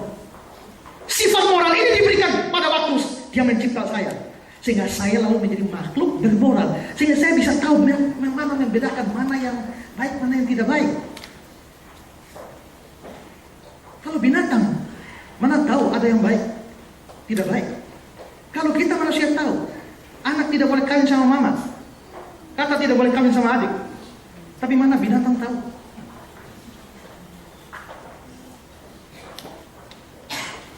Mamanya Dede bilang pada saya, mau kasih kawin Chelsea sama siapa namanya, anjingnya. Saya punya anjing nama Chelsea, mau dikawinkan dengan anjingnya. Tapi saya bilang, bagaimana mereka saudara kandung?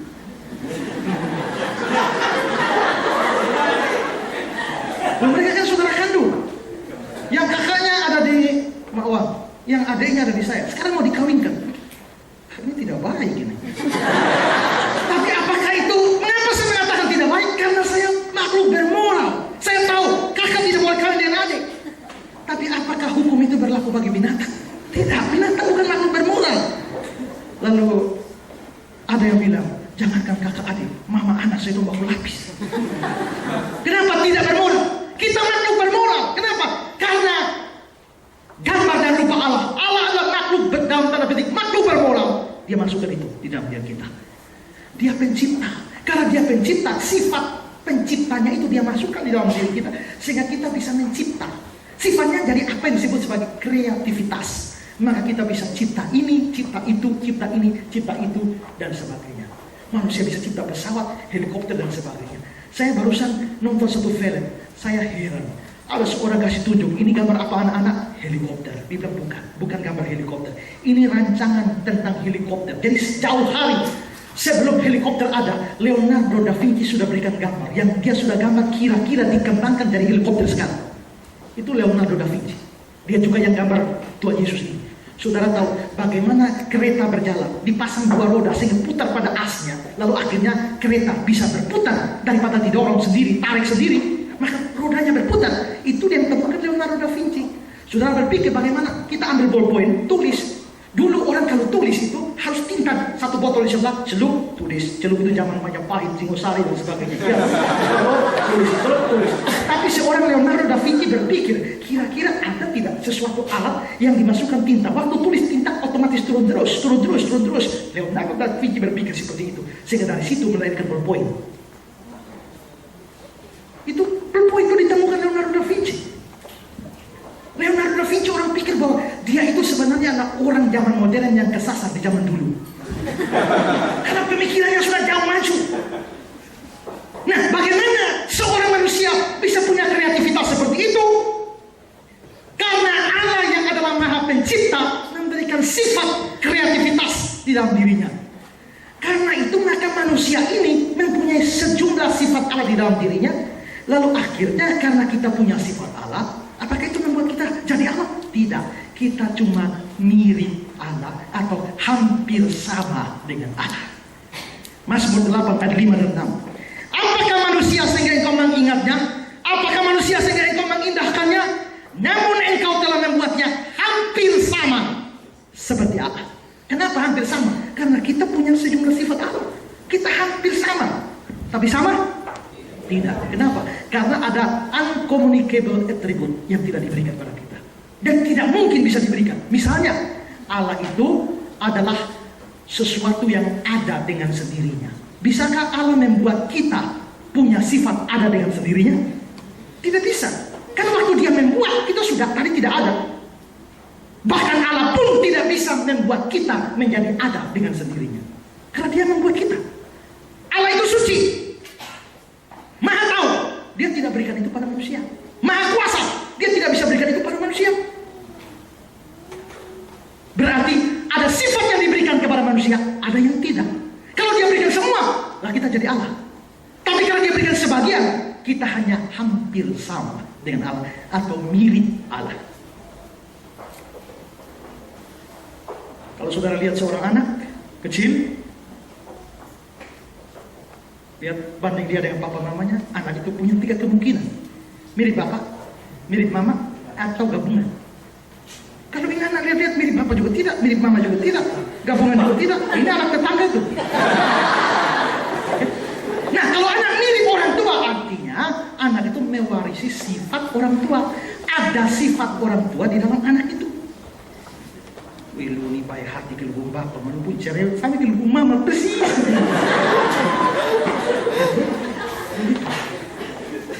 Jadi emosi ikut dia pun papa, tapi dia pun kakek ikut dia pun mama. Artinya ada sifat orang tua turun ke anak. Berarti anak dalam tanda petik diciptakan menurut gambar dan rupa papa mamanya. Nah, sifat Allah ada dalam diri kita. Kita menjadi mirip Tuhan Allah, hampir sama dengan Tuhan Allah. Anthony Hoekma berkata, kedua kata itu maksudnya gambar dan rupa memberitahu kita bahwa manusia merepresentasikan Allah, menyerupai dia, bukan dalam segala hal, dalam hal tertentu. Jadi saudara-saudara, manusia ini dia diciptakan oleh Allah, menjadi hampir sama dengan Allah, mirip Allah, tapi tidak pernah jadi sama dengan Allah atau adalah Allah, menjadi sehakikat dengan Allah. Selain itu saudara ya, perhatikan, Allah menciptakan manusia dengan debu tanah. Dan waktu dia cipta kita dengan debu, itu debu di sini mengisyaratkan kehinaan atau kerendahan. Karena itu pada waktu Adam dikutuk karena dosa, iblis dikutuk karena dosa, itu ada hubungan dengan tanah. Kejadian 3:14, berfirmanlah Tuhan kepada ular, karena engkau berbuat demikian, terkutuklah engkau di antara ternak, di antara segala binatang hutan. Dengan perutmu lah engkau akan menjalar, dan debu tanahlah yang akan kau makan seumur hidupmu. Apakah berarti ular makan tanah? Ular tidak makan ayam? Itu hal lain yang kita nanti lain kali beromong. Tapi pokoknya di sini hukumannya tanah, menjalar, makan tanah. Ayat 19 untuk Adam. Dengan berpeluh engkau akan mencari makanmu sampai engkau kembali lagi menjadi debu. Karena dari situlah engkau diambil, sebab engkau debu dan engkau akan kembali menjadi debu. Kelihatannya hina sekali. Pada waktu Abraham mau datang menghadap Tuhan, dia sadar dia ini hina, rendah, tidak bisa setara dengan Allah, tidak bisa sama dengan Allah, terlalu hina di hadapan Allah. Maka dia berkata dalam Kejadian 18:27, sesungguhnya aku telah memberanikan diri berkata kepada Tuhan, walaupun aku ini debu dan abu. Berarti debu dan abu ini lambang kerendahan. Manusia dicipta dari debu tanah untuk menunjukkan bahwa manusia sekalipun adalah mulia dalam pandangan Allah, karena dicipta menurut gambar dan rupa Allah. Tapi mau dibandingkan dengan Allah, sesungguhnya manusia itu begitu hina, begitu rendah di hadapan Allah. Kalau memang demikian, saudara, mungkinkah manusia yang adalah debu dan abu ini dianggap sehakikat dengan Allah? Mungkinkah ada yang berkata bahwa kita adalah Allah dengan debu dan tanah ini? Menurut saya itu orang tidak tahu diri. Kita bukan Allah. Tapi mungkin ada orang protes. Tapi dalam Keluaran 7, Musa diangkat jadi Allah. Keluaran 7 ayat 1. Berfirmanlah Tuhan kepada Musa, lihat, aku mengangkat engkau sebagai Allah bagi Firaun. Lalu Musa diangkat sebagai Allah. Ini saya mesti cari ayat, karena orang-orang begitu kan biasa suka licik-licik, mendukung ajaran mereka pakai ayat-ayat ditafsir secara salah. Aku mengangkat engkau sebagai Allah bagi Firaun. Berarti Musa dianggap sebagai Allah. Tapi jawaban saya, benar, Musa disebut sebagai Allah. Tapi apakah Musa benar-benar Allah? Tidak. Di dalam ayat itu ditunjukkan Musa bukan pengertian Allah sesungguhnya. Kenapa? Karena dia hanya menjadi Allah bagi satu orang, yaitu Firaun. Kalau Allah yang sungguh-sungguh jadi Allah untuk semua. Tapi Musa hanya Allah bagi Firaun. Jadi waktu Keluaran 7 ayat 1 mengatakan Tuhan mengangkat Musa sebagai Allah, itu tidak berarti sungguh-sungguh. Tapi kelihatannya Benny Hinn dan kawan-kawan ini menganggap kita ini sebagai Allah sungguh-sungguh. Coba perhatikan kata-kata Copeland. Engkau tidak memiliki Allah di dalam dirimu, engkau Allah itu. Benny Hinn, engkau adalah Allah kecil yang sedang berlarian di bumi ini. Anda tahu siapa namamu? Yehova. Saya adalah Benny Yehova. Aku bukan bagian darinya, aku adalah dia. Firman menjadi daging di dalam aku. Ketika tanganku menyentuh seseorang, itu adalah tangan Yesus yang. Jadi saudara-saudara, memang di dalam Keluaran 7 ayat 1 Musa disebut sebagai Allah. Tapi dari kata-kata Allah bagi Firaun, itu jelas bahwa tidak dimaksudkan Musa menjadi Allah yang sungguh-sungguh.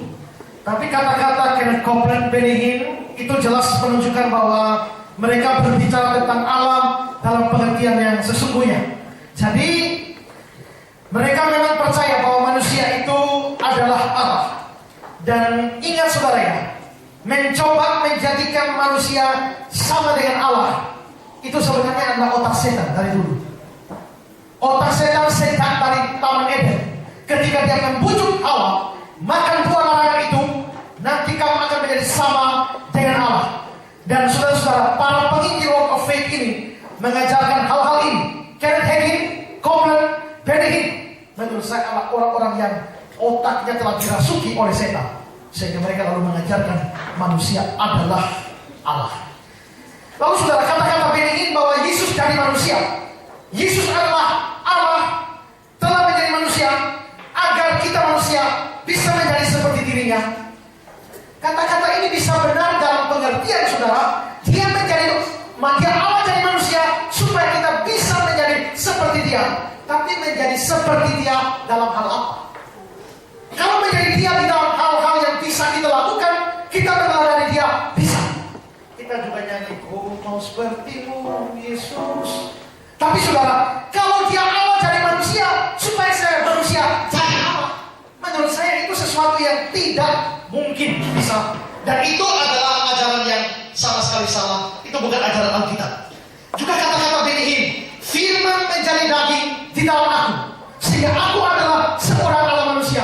Ini kata-kata sesat juga. Kenapa? Karena firman menjadi daging sehingga akhirnya muncul Allah manusia, itu tidak pernah dipakai untuk seorang lain selain Yesus. Yesus adalah Allah, ya firman adalah Allah menurut Yohanes 1 ayat 1. Lalu firman itu menjadi manusia.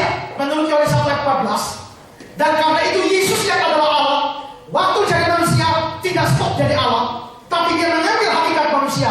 Sehingga Yesus adalah Allah manusia. Dan hanya Yesus yang bisa punya pribadi seperti ini. Dia adalah Allah manusia. Kita yang lain tidak bisa. Kita cuma manusia. Bapa cuma Allah, Roh Kudus cuma Allah. Kita cuma manusia, tapi Yesus Allah manusia. Jadi Allah manusia ini itu spesifik punya Yesus. Allah manusia itu yang berhak mengenakan itu atau menyebut diri seperti itu hanya Yesus Kristus.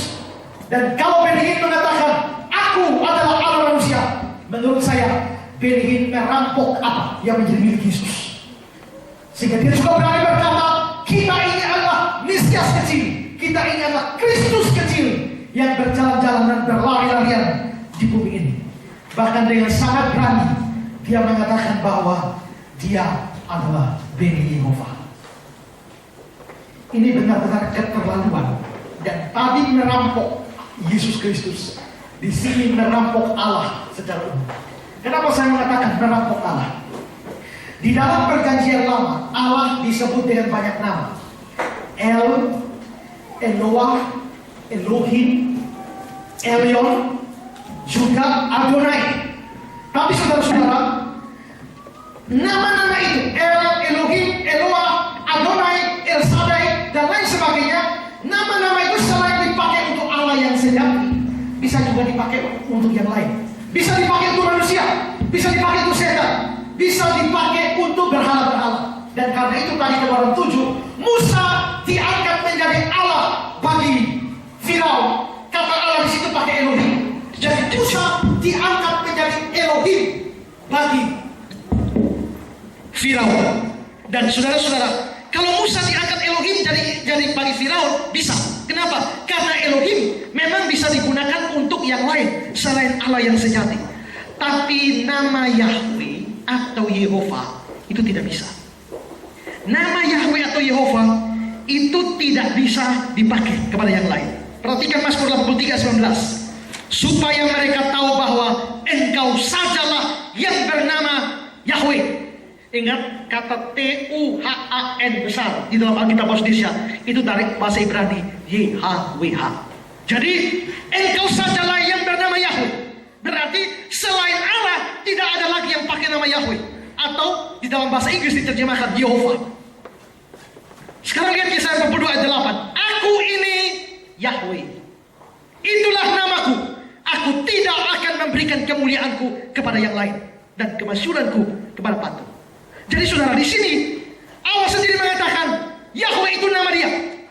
Dia tidak pernah berikan kepada yang lain. Hanya dia yang disebut sebagai Yahweh atau Yehova. Selain itu tidak.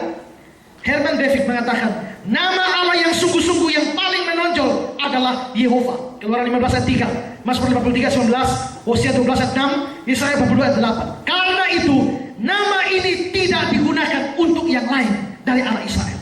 Jadi Elohim bisa pakai untuk banyak, Eloah bisa pakai untuk banyak, El bisa pakai untuk banyak, Adonai bisa pakai untuk banyak. Tapi Yahweh atau Yehova tidak ada. Hanya Allah saja. Allah yang sejati, Allah Israel, itu yang bisa disebut sebagai Yehova. Nah, kalau nama Yahweh atau Yehova tidak pernah diberikan kepada yang lain, bagaimana Benny Hinn menyebut dirinya Beni Yehova? Lalu dia klaim dapat wahyu dari Roh Allah. Roh Allah mana yang menyuruh dia menyebut dirinya Yehova? Sedangkan firman mengatakan bahwa nama Yehova tidak pernah diberikan kepada yang lain. Dengan menggunakan nama Yehova di belakangnya, belakang namanya, kelihatannya Benny Hinn memang mau menjadikan dirinya sebagai Allah yang sebenarnya. Dia merampok apa yang hanya milik Allah saja. Sekali lagi, ini otak setan sejak Taman Eden. Dan menurut saya, setanlah yang berikan wahyu itu kepada Benny Hinn dan teman-temannya, dan bukan Roh Kudus. Saudara ingat, Raja Herodes pernah disebut sebagai Allah. Bukan dia menyebut diri sendiri, orang lain anggap dia Allah. Hanya dia tidak protes atau dia membiarkan. Itu pun gara-gara itu dia ditampar malaikat mati langsung. Lihat Kisah 12 ayat 21-23. Dan pada suatu hari yang ditentukan, Herodes mengenakan pakaian kerajaan, lalu duduk di atas tahta dan berpidato kepada mereka. Dan rakyat bersorak membalasnya, ini suara Allah dan bukan suara manusia. Bukan Herodes yang bilang, rakyat yang bilang. Tapi Herodes tidak protes. Herodes biarkan saja, dia nikmati saja. Lalu ayat 23, dan seketika itu juga dia ditampar malaikat Tuhan kalau dia tidak memberi hormat kepada Allah. Dia mati dimakan cacing-cacing. Jadi Herodes, ketika orang menyebut Herodes sebagai Allah, dia biarkan saja. Tuhan hukum dia, ditampar langsung mati. Sekarang saudara-saudara, kira-kira salahnya Herodes dibandingkan dengan Kenneth Copeland dan teman-teman bagaimana? Coba bandingkan kata-kata Kenneth Copeland ini. Dan saya mengatakan ini dengan segala hormat, agar hal ini tidak terlalu mengganggu Anda. Tapi saya tetap akan mengatakannya. Ketika saya membaca di Alkitab, di mana dia berkata, aku adalah. Maksudnya aku adalah jalan kebenaran dan hidup. Akulah pokok anggur, akulah roti hidup, akulah pintu, akulah gembala yang baik. Nah itu maksudnya. Jadi ketika saya membaca Alkitab di mana dia berkata, aku adalah, saya tersenyum dan berkata, ya aku juga. Jadi dia baca di Alkitab, akulah jalan dan kebenaran dan hidup. Aku juga. Kenapa? Karena aku adalah Allah, aku adalah Kristus. Akulah pintu, kata Yesus. Aku juga. Akulah kebangkitan dan hidup. Aku juga. Akulah pokok anggur. Aku juga. Akulah pintu. Aku juga. Saudara bayangkan, Herodes saja tidak menyebut dirinya Allah, cuma tidak tegur, ditampar malaikat yang mati. Ini kurang ajar sekali. Mengangkat kata-kata Yesus dan aku juga, aku juga, aku juga.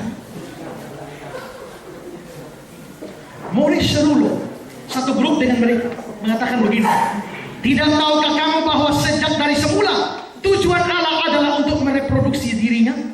Siapakah kamu? Ayolah, siapa kamu? Ayo katakan, anak-anak Allah. Dan apa yang sesungguhnya bekerja di dalam diri kita adalah manifestasi dari keseluruhan pernyataan Allah dahulu dan sekarang. Dan ketika kita berdiri di sini, dan dia lagi khotbah, kita berdiri di sini, saudara-saudara, kalian tidak sedang melihat Maurice Cerullo, kalian sedang melihat Allah, kalian sedang melihat Yesus. Saya waktu sampai di sini saya bilang, Tuhan, kenapa Tuhan tidak izinkan malaikat tampar mereka sampai mati? Tapi saya pikir Tuhan biarkan, akan ada penghukuman yang lebih daripada sekedar tampar dan mati. Mereka akan masuk neraka yang lebih panas daripada orang lain. Jadi jelas ajaran Benny Hinn bahwa manusia adalah Allah kecil, Mesias kecil yang berjalan-jalan, berlari-larian di bumi, adalah satu ajaran yang menghujat Allah, merendahkan Allah, mencoba merampok Allah dan Yesus. Ajaran ini berasal dari setan. Karena itu kita tahu sejak semula otak setan memang begitu. Dan saudara-saudara, Benny Hinn telah menjadi alat setan di dalam mengajarkan ajaran sesatnya. Benny Hinn bisa buat banyak mujizat. Dia memberikan banyak ajaran sesat. Dia mengatakan diri Mesias. Berarti dia Mesias palsu yang bikin banyak mujizat. Yesus sudah beri peringatan ini. Matius 24 ayat 5. Sebab banyak orang akan datang memakai namaku dan berkata, akulah Mesias. Yesus sudah umum, akulah Mesias. Dan mereka menyesatkan banyak orang. Pada waktu itu jika orang berkata kepada kamu, lihat Mesias ada di sini atau Mesias ada di sana, jangan kamu percaya. Sebab Mesias palsu, nabi-nabi palsu akan muncul. Mereka akan mengadakan tanda-tanda yang dahsyat dan mujizat-mujizat, sehingga sekiranya mungkin mereka menyesatkan orang-orang pilihan juga. Benny Hinn, Kenneth Copeland, Kenneth Hagin, Maurice Cerullo, Joyce Meyer, dan lain sebagainya termasuk di sini. Siapapun yang masih anggap dia hamba Tuhan, yang diurapi Tuhan, kiranya Tuhan buka mata, buka pikiran, buka hati saudara lebar-lebar untuk sadari hal ini. Kita bikin KKR besar-besaran, habiskan uang miliaran untuk mengundang seorang nabi palsu, penyesat Mesias palsu, dan datang. Semua orang yang ambil bagian kemarin dalam pelayanan, saudara bukan mendukung pekerjaan Tuhan, saudara mendukung pekerjaan setan.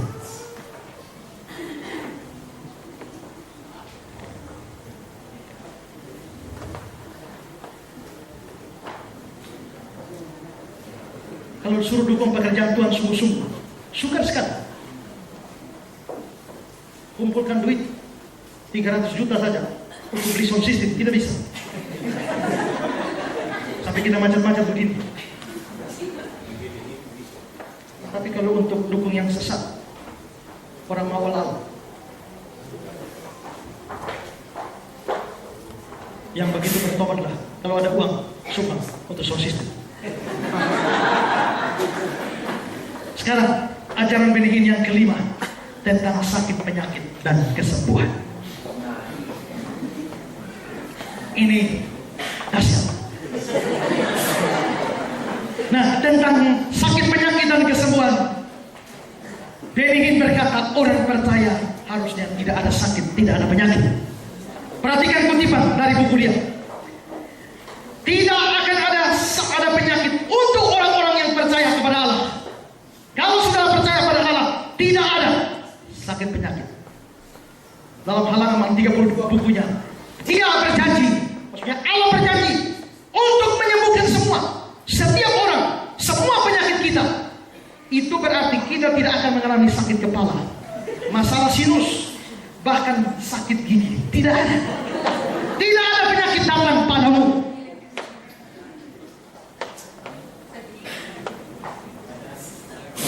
Kalau saudara orang percaya, penyakit tidak bisa datang, termasuk sakit kepala dan sakit gigi. Kalau saudara pernah sakit gigi, sakit kepala, tandanya saudara bukan orang percaya. Terus, sikap tubuhmu adalah milik Allah. Itu tidak bisa. Dan bukan milik sakit penyakit. Keinginan terbesar Allah adalah agar kita berada dalam keadaan kesehatan total dan sempurna. Amin. Haleluya.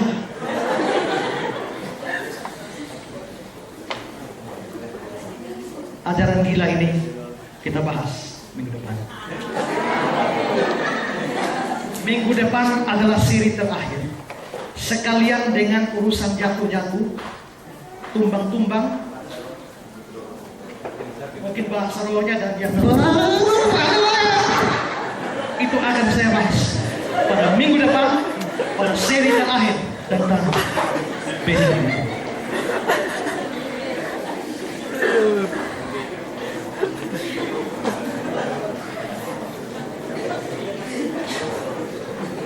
Tuhan Yesus memberkati kita.